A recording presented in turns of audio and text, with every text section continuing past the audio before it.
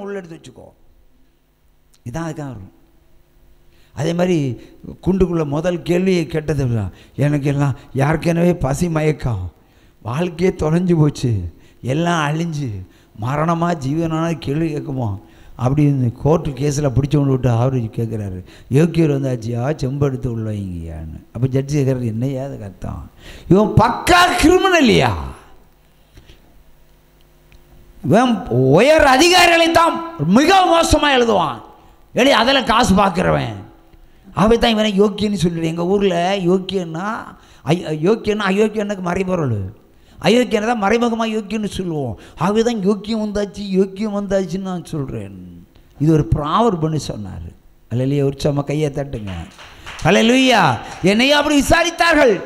ஆனால் தேவன் என்ன சொல்கிறார், அவனுடைய கண்ணுக்கு நான் அயோக்கியனாக இருக்கலாம். நீதிமன்ற தீர்ப்பு ஜட்ஜி எனக்கு தான் கொடுத்தாரு தீர்ப்பு. அப்போ அயோக்கியம் அவன் ஆகிட்டான், நான் யோக்கியன் ஆகிட்டேன். அல்லேலூயா. இங்கே ஆண்டவர் சொல்கிறார், யோக்கியமான வேலை செய், நல்லதை செய்யா. இயேசு சொன்ன வார்த்தைகளை விளவங்கோடு மொழியில் அவர் பேசியிருக்காருன்னா கன்னியாகுமரி என்ன ஆக போன்னு பாருங்க. உற்சாகமாக கையை தட்டுங்க. அல்லேலூயா. இந்த தெய்வம் நம்ம தெய்வம், நல்ல தெய்வம்.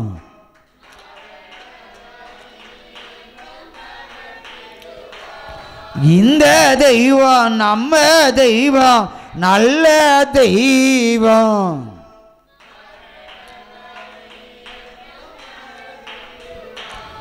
எத்தனையோ இடர் சூழ்ந்தாலோ அத்தனையோ தங்க பலன் தருவார்.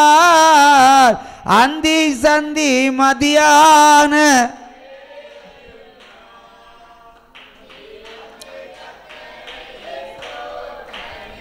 அல்லேலூயா, அல்லேலூயா, அல்லேலூயா.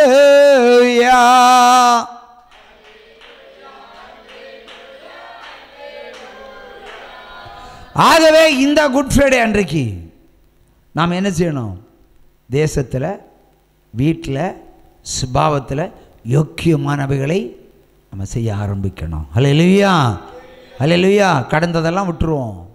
இன்னையில இருந்தாவது பாவமன்னிப்பை பெற்று பரலோக ராஜ்யத்துக்கு தகுந்த நல்ல காரியங்களை நீங்கள் செய்ய ஆரம்பிக்கணும். அதுக்கு தான் குட் ஃப்ரைடே. கையை தட்டுங்க. அல்லேலூயா. அடுத்து வேத வசனத்துக்கு கீழ்ப்படியணும். நிறைய பேர் சொல்லுவாங்க, நான் உபவாசித்தாளுவேன், மனம் திருந்த மாட்டோம், ஆனால் உபவாசித்தாளுவோம். பணம் கிடைக்கிறதுக்கு உபவாசம், நோய் நீங்கிறதுக்கு உபவாசம். அல்லேலூயா. இதைத்தான் இன்றைய கிறிஸ்தவர்கள் பின்பற்றி வருகிறார்கள். ஆனால் வேதத்துக்கு முரணான காரியம். உபவாசம் என்பது பேயை துரத்துறதுக்கு ஊழியக்காரர்களுக்கு போடப்பட்ட கட்டளை. அல்லேலூயா. ஊழியக்காரர்களுக்கு போடப்பட்ட கட்டளை. அல்லேலூயா. விசுவாசிகள் போட்ட கட்டளை அல்ல. நீங்கள் என்ன கட்டளையை பின்பற்ற வேண்டுமானால் வேத வசனத்தை நீங்கள் பின்பற்ற வேண்டும். வேத வசனத்தை நீங்கள் பின்பற்ற வேண்டும். கட்டளைகளுக்கு கீழ்ப்படிய வேண்டும். இன்றைக்கு நான் சொன்ன பிரமாணங்களை என்ன செய்யணும், கேட்டு கீழ்ப்படியணும். கேட்டு கீழ்ப்படிந்தால் உங்களுக்கு பரிசுத்த பாதை உண்டாகும். இல்லை என்றால் நரக குழியை அவர் வெட்டி வச்சிருவார். உற்சாகமாக கையை தட்டுங்க. அல்லேலூயா. இந்த தெய்வம் நம்ம தெய்வம், நல்ல தெய்வம்.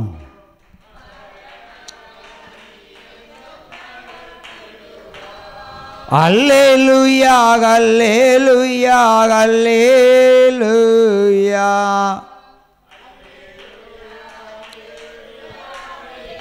வாசிக்க எடுத்துக்கொள்ளப்படுகிற வேத வசனம் 2 தெசலோனிக்கர் 1ஆம் அதிகாரம் 7 முதல் 10 வரைக்குள்ள வசனம். 2 தெசலோனிக்கர் 1ஆம் அதிகாரம் 7 முதல் 10 வரைக்கும் உள்ள வசனங்கள்.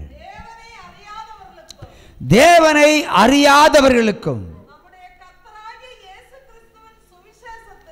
கர்த்தராகிய தேவனாகிய கர்த்தருடைய சுவிசேஷத்திற்கும் கீழ்ப்படியாதவர்களுக்கும் நீதியுள்ள ஆக்கினியை செலுத்தும்படிக்கு கர்த்தராகிய இயேசு கிறிஸ்து தன்னுடைய வல்லமையுள்ள தூதர்களோடும் ஜுவாலித்து எரிகிற அக்கினியோடும் வானத்திலிருந்து வெளிப்படும் போது அப்படி ஆகும். அந்நாளிலே தம்முடைய பரிசுத்தவான்களில் மகிமைப்படத்தக்கவராய் நீங்கள் எங்கள் சாட்சியை விசுவாசித்தபடியினால் உங்களிடத்திலும்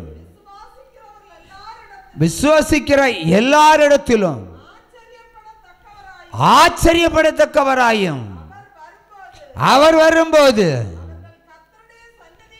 அவருடைய கர்த்தருடைய சந்ததியில் இருந்தோம்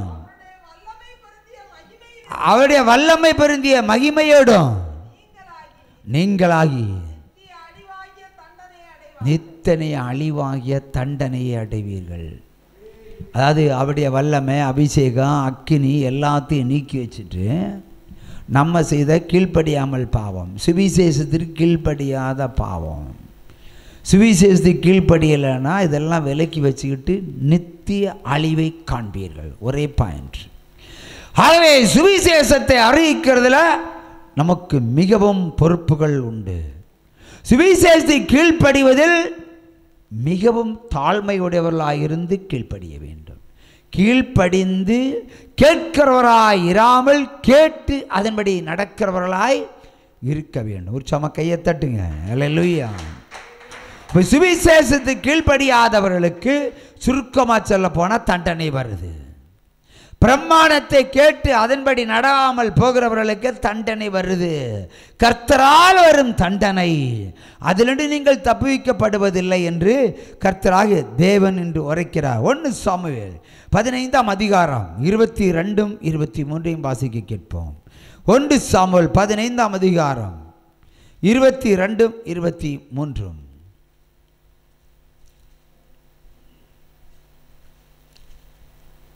அல்லேலூயா. அதற்கு சாமுவேல் கர்த்தருடைய சப்தத்திற்கு கீழ்ப்படிவதை பார்க்கிலும் சர்வாக தகனங்களும் பலிகளும் கர்த்தருக்கு பிரியமாயிருக்குமோ? பலியை பார்க்கிலும் கீழ்ப்படிதலும் ஆட்டு கடாக்களின் நலத்தை பார்க்கலும் செவி கொடுத்தலே உத்தமம். கையை தட்டுங்க. உங்க பலி வீண், உங்க பலி வீண். அல்லேலூயா. கீழ்ப்படிதலை பார்க்கிலும் உங்கள் பலிகள் வீணாய்ப்போம். கர்த்தருடைய வார்த்தைகளுக்கு கீழ்ப்படிதலே மிகவும் கர்த்தருக்கு உகந்த செயல். ஆனால் கர்த்தருடைய சத்தத்துக்கு செவி கொடுக்காமல் பிரமாணத்தை கேட்டு அதுமாதிரி நடவாமல் நிறைய பேர் 40 நாள் உபவாசம் இருந்திருப்பாங்க. நாளைக்கு தான் முடிப்பாங்க. நிறைய பேர் திங்கக்கிழமை என்ன பண்ணுவாங்க? ஆஸ்பத்திரி போயிடுவாங்க. ஏன்னா கேஸ் ப்ராப்ளம் சமாளிக்க முடியல. பாதி பேர் பாதியில் நிறுத்திடுவாங்க. ஏன் மணந்திருந்தியா? எதுக்கியா உங்களுக்கு உபவாசம்? பாவிகளுக்கு எதற்கு உபவாசம்? நீ மணந்திருந்த அது ஒன்றே போதும். நீ வேணா எல்லா வழியும் சாப்பிட்டுக்கோ, துக்க வழியாச்சும் சிக்கன் வச்சு சாப்பிட்டுக்கோ, நோ ப்ராப்ளம். நீ மணந்திருந்த அது ஒன்றே கர்த்தருக்கு தேவை. நீ துக்க நாளில் சாப்பிடக்கூடாது, அதெல்லாம் கர்த்தருடைய பிரமாணம் இல்லை.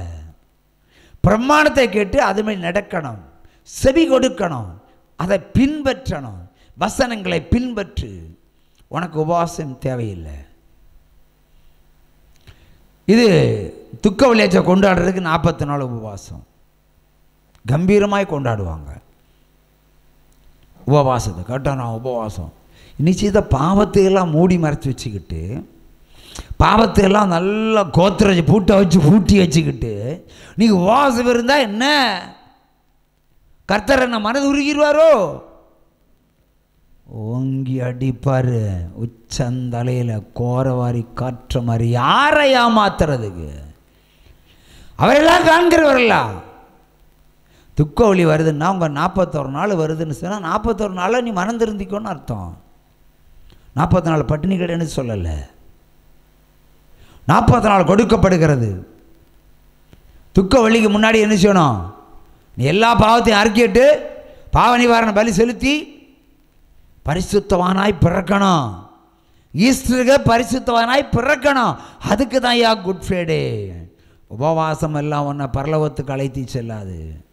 யாராவது நாம் பாவம் செய்யாமல் இருக்கிறதுக்கு உபவாசம் இருந்து அல்றீங்களா? இல்லை. யாராவது வேத வசனத்தை கேட்டு அவன் நடக்கிறதுக்காக உபவாசம் இருக்கிறீங்களா? இல்லை. பொய் பேசாத வாழ்றதுக்கு உபவாசம் இருக்கிறீங்களா? இல்லை. எல்லா அக்கிரமத்தையும் செஞ்சுட்டு உபவாசம் உங்களை தொடைத்தெறியும் என்று நினைத்தால் நீங்கள் அன்பு கிறிஸ்துவனுடைய பிம்பங்கள், அது போலி ஊழியக்காரருடைய பிள்ளைகள். நீங்கள் தேவனுடைய ராஜ்யத்தில் பிரவேசிக்க போவதில்லை என்று மெய்யாகவே மெய்யாகவே நான் உங்களுக்கு சொல்லுகிறேன். அல்லேலூயா. மனம் திருந்துங்க. அது ஒன்றே உங்களை காப்பாற்றும். பிரமாணத்துக்கு செவி கொடுங்க. அது ஒன்றே உங்களை உயர்த்தும். ரெண்டையும் செய்வீங்கன்னா உண்மையிலே கொண்டாடுவது குட் ஃப்ரைடே. கையை தட்டுங்க. அல்லேலூயா, அல்லேலூயா, அல்லேலூயா. புலம்பல் 3ஆம் அதிகாரம் 39வது வசனத்தை வாசிக்க கேட்போம். முடிக்க போகிறோம். புலம்பல் 3ஆம் அதிகாரம் 39. உயிருள்ள மனுஷன் முறையிடுவானேன், அவன் தன் பாவத்துக்கு வரும் தண்டனையை குறித்து முறையிடுவது என்ன? பாவத்துக்கு தண்டனை கட்டாயம் வரும், எல்லாருக்கும் வரும், வந்துட்டுருக்கு. நம்ம முன்னோர்கள் பரிசுத்தவான்களாக இருந்தால் நம்ம பிள்ளைகள் பரிசுத்தவங்களாக இருந்திருப்பாங்க, நம்ம தலைமுறை பரிசுத்தவானாக இருந்திருக்கும். நம்ம இப்போ பரிசுத்தவான்களானால் நம்முடைய பிள்ளைகள் பரிசுத்தவான்களாகிடுவாங்க.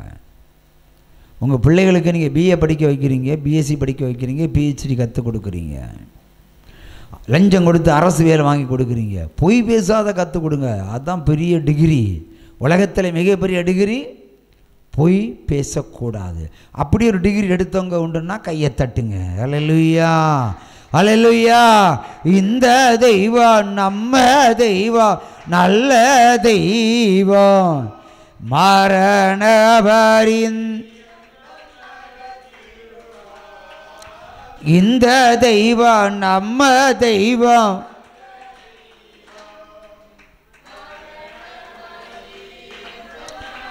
யோவான் 8ஆம் அதிகாரம் 34வது வசனத்தை வாசிக்க கேட்போம். யோவான் 8:34.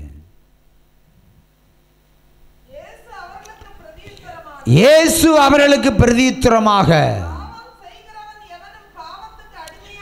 பாவம் செய்கிறவன் எவனும் பாவத்திற்கு அடிமையாயிருக்கிறான் என்று மெய்யாகவே மெய்யாகவே நான் உங்களுக்கு சொல்கிறேன். பாவம் செய்கிறவன் பாவத்துக்கு அடிமை. அப்போ இயேசுவின் பிள்ளை அல்ல, அதாவது பாவத்தினுடைய பிள்ளைகள். பாவம் செய்கிறவன் பாவத்தினுடைய பிள்ளைகள். பாவம் செய்கிறவன் பாவத்திற்கு அடிமை. பாவம் செய்கிற தூதர்களுக்கு அடிமை, பாவம் செய்கிற பிசாசுகளுக்கு அடிமை, பாவம் செய்கிற பிள்ளைகளுக்கு, பாவம் செய்கிற பிசாசுகளுக்கு பிள்ளைகள். நீங்கள் பிசாசின் பிள்ளைகளா தேவனுடைய பிள்ளைகளா ஆராய்ந்து பார்க்க வேண்டிய நாள் இது. அல்லேலூயா. பாவம் செய்கிறவன் பிசாசால் உண்டாயிருக்கிறான். இயேசு சொல்கிறார், பாவம் செய்கிறவன் பாவத்துக்கு அடிமையாக இருக்கிறான், பாவம் செய்கிற பிசாசுக்கு அடிமையாக இருக்கிறான். இப்போ நீங்கள் எனக்கு அடிமை இல்லை, எனக்கு பிள்ளைகள் அல்ல.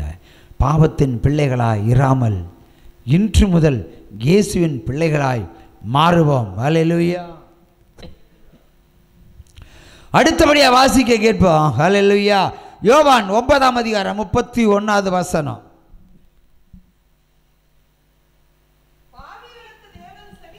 பாவிகளுக்கு தேவன் செவி கொடுக்கிறது இல்லை. பாவிகளுக்கு தேவன் செவி கொடுக்க மாட்டார், பரிசுத்தவான்களுக்கு தான் செவி கொடுப்பார்.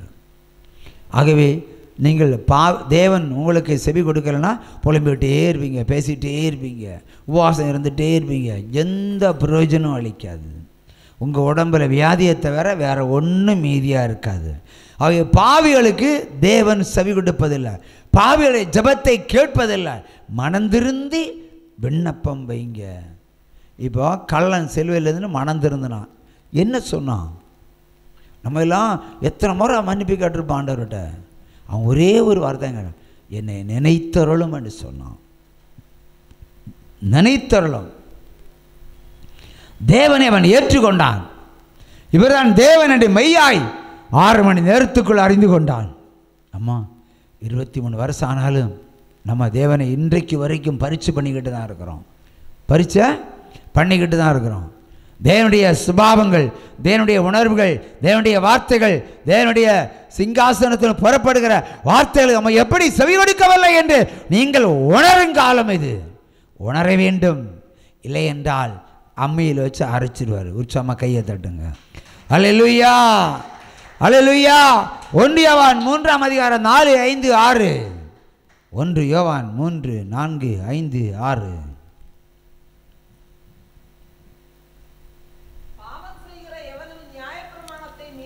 பாவம் செய்கிறவன் எவனும் நியாய